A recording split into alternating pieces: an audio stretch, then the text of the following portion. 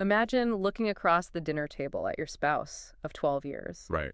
I mean, this is the person who's pouring your wine, laughing at jokes your friends are making. They're cutting into a perfectly grilled piece of fish. Just a totally normal evening. Exactly. But now, imagine the sheer icy terror of suddenly realizing you need to, mentally chart their movements on a murder timeline. Oh, wow. Yeah, the foundation you've built your entire adult life on hasn't just cracked. It's revealed itself to be a complete illusion. Welcome to today's deep dive. We are taking you on a journey into the intricate mechanics of a psychological thriller today. Specifically, we're looking through the lens of William Gregor's incredible novel, The Beach House. It is such a gripping read. It really is. And our mission today is to unpack how a decade-old lie can be systematically dismantled over just a single claustrophobic weekend. Yeah, we're going to be looking at the power of logical deduction, the undeniable reality of physical evidence, and what happens when profound grief is transformed into this razor-sharp observation. Because the landscape we are exploring today is the absolute definition of a domestic pressure cooker. It really is a masterclass in watching a character just strip away their emotional biases to survive.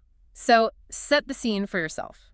Imagine you are heading to a rental house in Folly Creek, North Carolina. You are with your husband, Daniel, and your closest friends. That's Ryan, Dana, and Jess. You're doing the usual stuff, right? Stopping at the old bait shop, listening to the same Fleetwood Mac playlist on the drive. Right, but this isn't a vacation. I mean, it's a grueling obligation. You are all returning to the exact beach house where, 10 years prior, another friend in your tight-knit group, Meg, tragically drowned. And the official narrative, the story that has held this group together by a very fragile thread, has always been that Meg's death was an accident. It's a tragic mistake. Exactly. It was chalked up to, a few too many drinks on a dark beach, which led to a terrible misjudgment of the ocean's current. Okay, let's unpack this. Because that official narrative is about to shatter into a million unrecoverable pieces. Meg's older brother, Tom, has just arrived at the beach house, and he's not there to reminisce. He is carrying a 4-word anonymous letter that changes the trajectory of everyone's life. Just 4 words. The letter simply reads, "Her shoes were dry." Yeah, and those 4 words represent a massive anomaly. They are the pivot point where passive mourning ends and active investigation begins. Let's talk about that anomaly on the sand, because we move from this bittersweet gathering straight into this specific piece of physical evidence that ignites the whole fire. Right, the shoes. Tom pulls Claire aside. Claire's our protagonist, by the way, the one married to Daniel. And Tom reveals the context that makes those 4 words so chilling. Meg was absolutely paralyzingly terrified of the ocean water. She had a visceral phobia. It actually dated back to a near-drowning incident at a lake when she was 9 years old. Right. Tom even shows Claire a photograph of Meg taken at a different beach years prior. Meg is standing ankle-deep, laughing for the camera.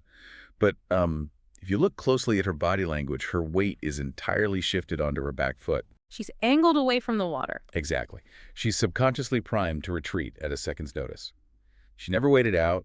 She never swam. Yet 10 years ago, Meg's body was recovered 40 yards offshore, and her canvas sneakers were found sitting neatly side by side at the waterline, completely dry. Which is the detail that prompted Tom to do something the original investigators never bothered to do. Thank goodness someone did. Right.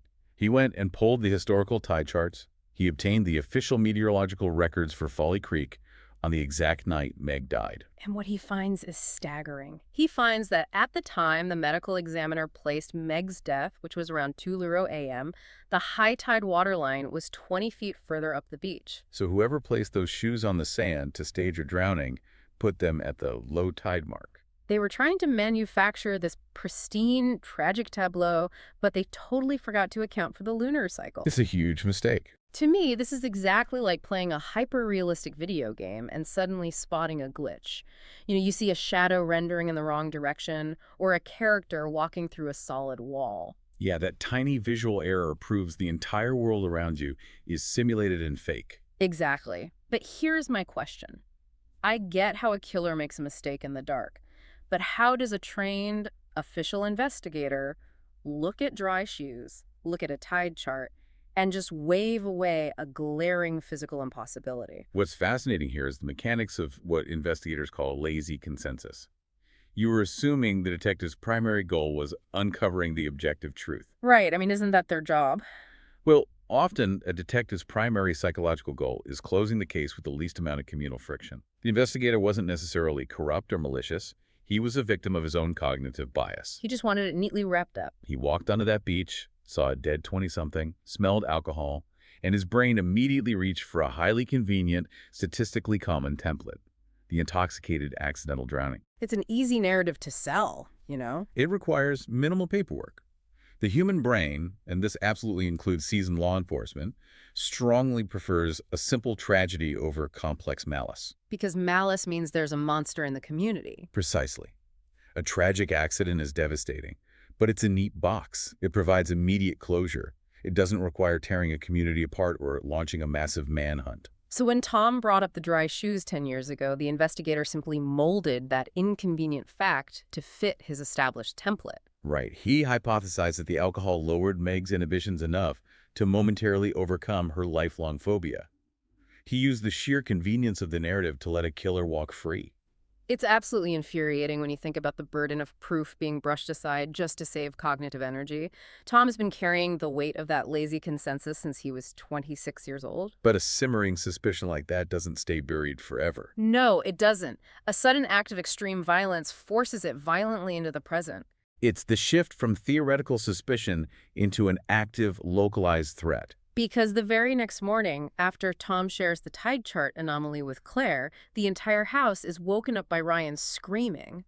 Jess is found on the lower deck of the rental house with a massive head wound. And there's blood everywhere. It's dried at the edges, meaning she's been bleeding out there for hours while everyone else was asleep. This is where the environmental isolation really weaponizes the tension.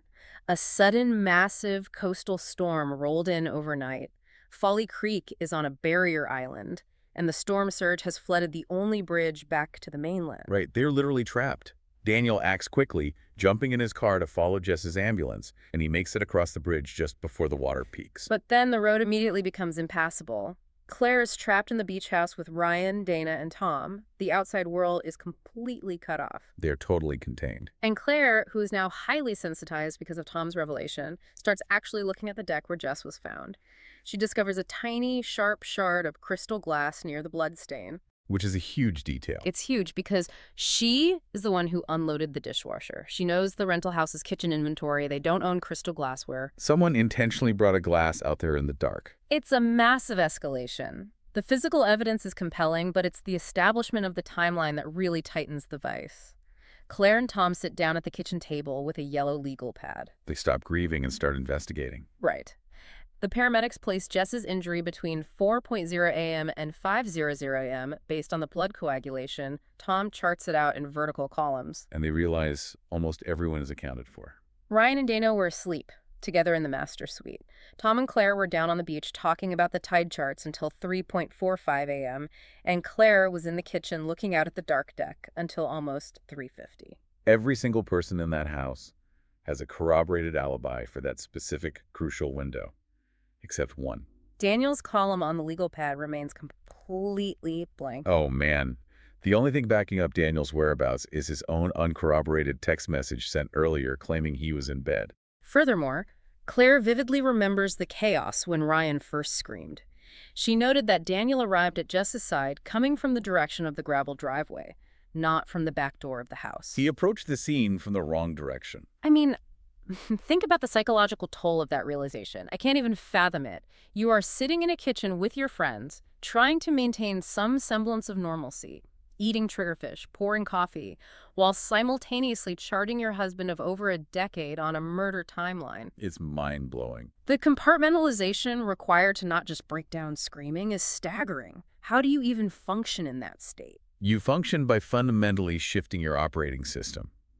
What we watch Claire do is an astonishing display of emotional compartmentalization. She totally flips a switch. She realizes that emotional reactions like panic, confrontation, accusations, they're liabilities right now. Yep. So she falls back on her professional training.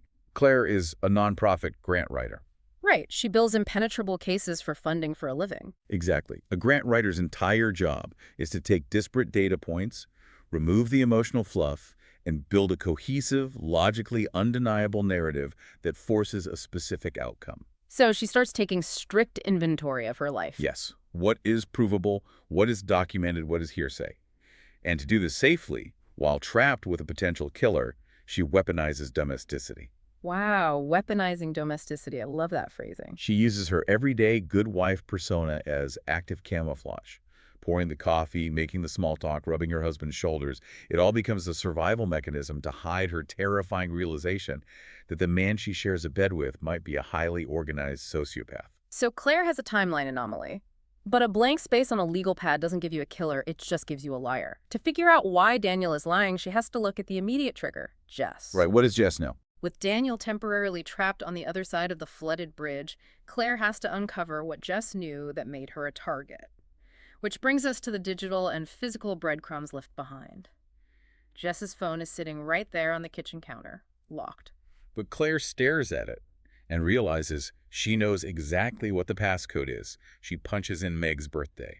050382. And it unlocks instantly.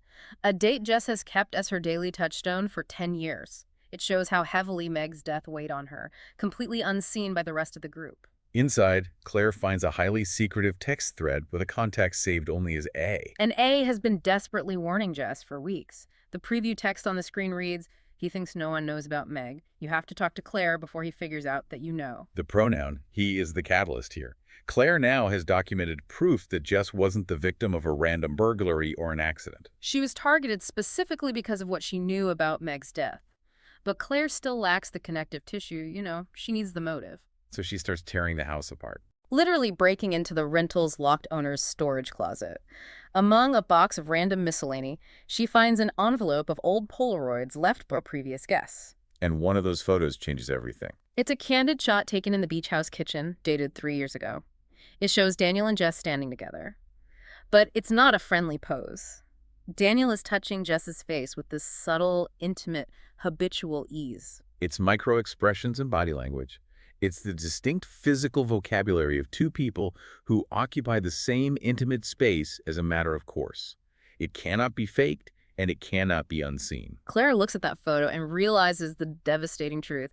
Her husband and her friend have been carrying on a long-term affair right under her nose. It violently recontextualizes the entire decade. Every late night at the office, every shared glance at a dinner party, every inside joke. Here's where it gets really interesting. The storm breaks, the bridge clears, Daniel returns from the hospital. The reunion. Yeah, and that very night, before Clay can even formulate a plan, he sits her down and preemptively confesses to the affair with Jess. It's out of nowhere. He breaks down crying. He says he ended it over a year ago. He says the guilt of Jess getting hurt made him realize he couldn't keep lying to his wife. I mean, I have to ask, isn't this the perfect alibi? It's a brilliant tactical move. Doesn't this beautifully explain all of Daniel's weird, secretive behavior all week? It feels like a magician's sleight of hand.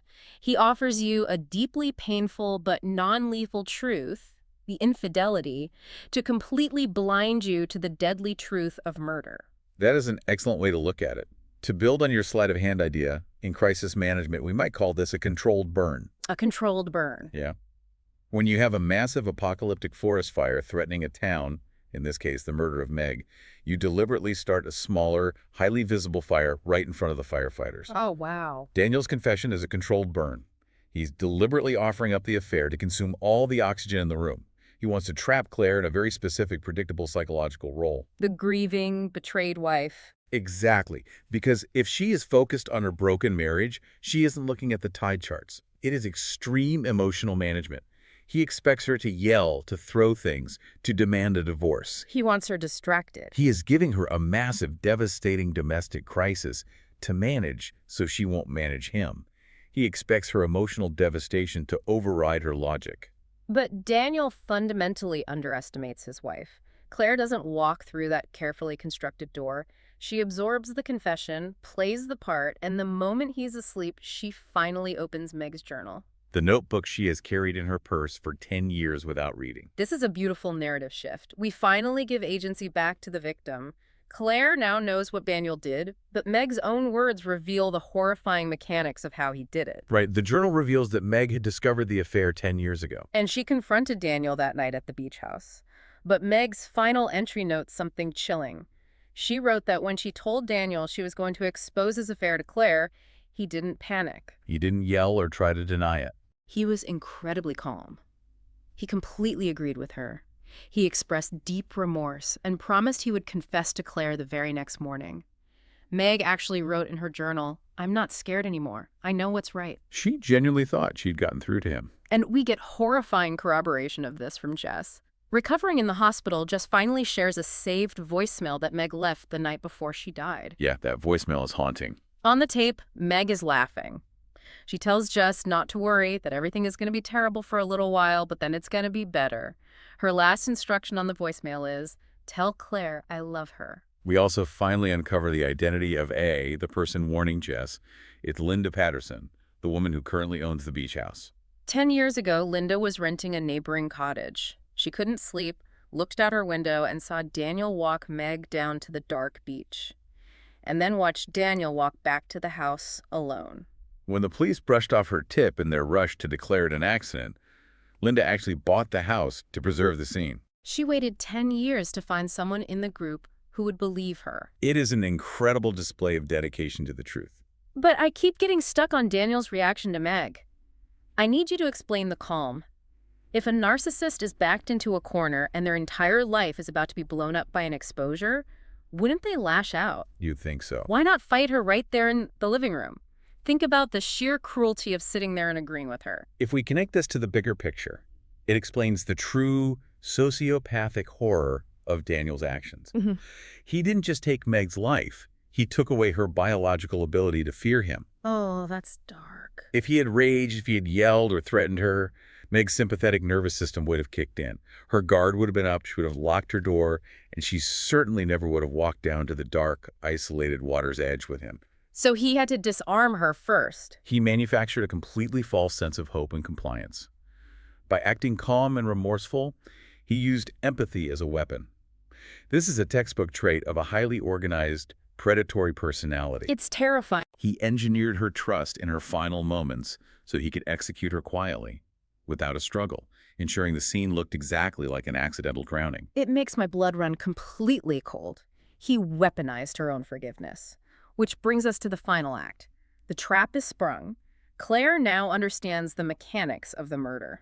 But understanding it and proving it in court are two entirely different universes. Exactly. To secure a conviction, she has to put herself in the exact same danger that Meg faced. She has to dismantle his carefully constructed narrative directly, face to face. And she does. At 4:30 in the morning, Claire walks out the back door and heads down to the dark beach. She knows with absolute certainty that Daniel will follow her. Because his need to manage the situation demands it. He has been tracking her every micro-expression all week. So she stands at the water's edge, listening to the surf, and sure enough, Daniel approaches. And she doesn't confront him as a betrayed wife. No, she confronts him as the grant writer. Wait. She lays out the case clinically. She meticulously recites the timeline and the evidence, leaving no room for his sleight of hand. She hits him with the tide chart anomaly. She reveals Linda Patterson's witness account. She details the crystal glass shard from the deck. She recites Jess's text messages.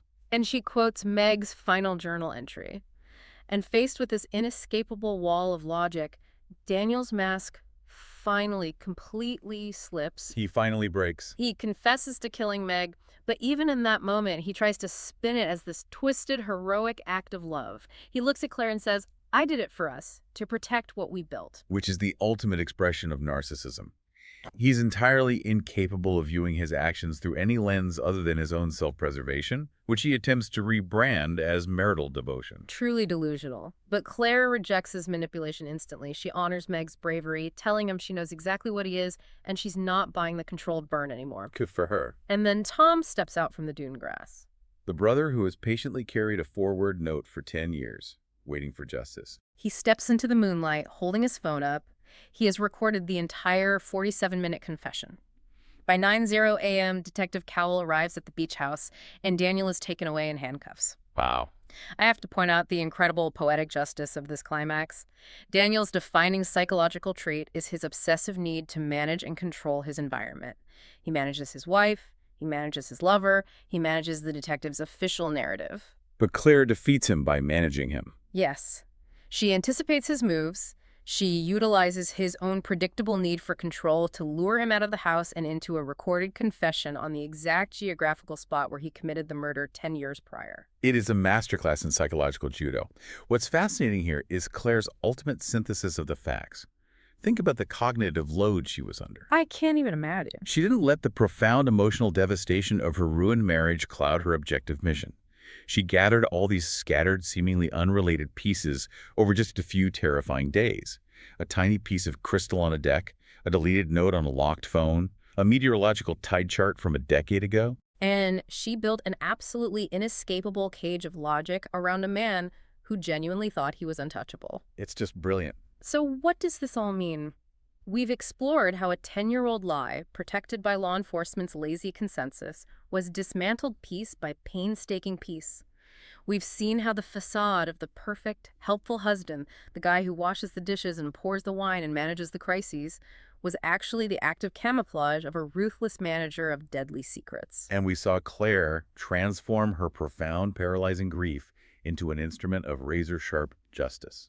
This narrative forces a really uncomfortable reflection about the stories we live inside of. We all rely on official narratives about our lives, our relationships, and the people we trust to keep us safe. But those narratives are only as solid as the facts supporting them. Which leaves you, the listener, with a provocative thought to mull over today. Think about your own life, your own relationships, and the official narratives you just casually accept as fact every single day. We all have them. We do. Are there any inconsistencies you've learned to politely ignore just to keep the peace? What are the dry shoes sitting on the shoreline of your own life, just waiting for you to stop looking at the sunset and start looking at the sand? Thanks for joining us on this deep dive.